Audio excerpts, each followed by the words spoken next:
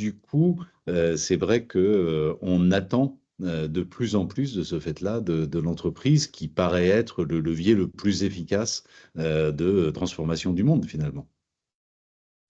C'est clair, mais y a-t-il pas une forme de saturation des demandes? Parce qu'on exige beaucoup de choses des entreprises aujourd'hui. Ou alors, est-ce que c'est, comme tu le disais, finalement, un incontournable de notre quotidien et une évolution logique de leur rôle aujourd'hui? Alors, déjà, on peut se dire quand même que l'entreprise a une part de responsabilité le dérèglement climatique, dans les sujets écologiques d'une manière générale, une part de responsabilité évidemment sur un certain nombre d'évolutions sociales, hein.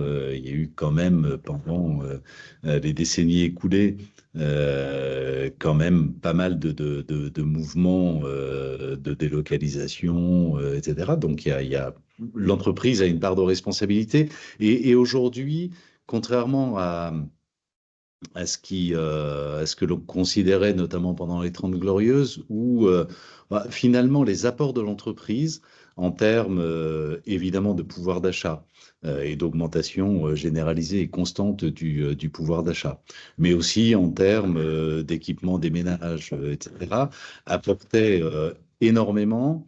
Et dans le même temps, on n'avait pas conscience des impacts négatifs de l'entreprise. Les sujets, en particulier écologiques, étaient complètement invisible ou en tout cas n'était pas généralement partagé. Et donc il y avait finalement, on considérait assez peu les externalités négatives de l'entreprise par rapport à ses apports objectivement importants. Aujourd'hui, il y a une vraie bascule quand même, hein, depuis déjà pas mal d'années maintenant.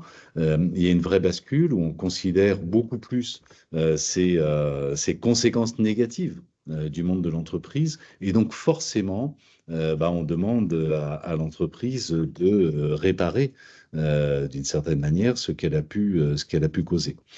Tout ça, je le disais, dans un contexte dans lequel les contraintes à la fois politiques et budgétaires font que les États sont de plus en plus impuissants ou considérés comme tels, à tort ou à raison.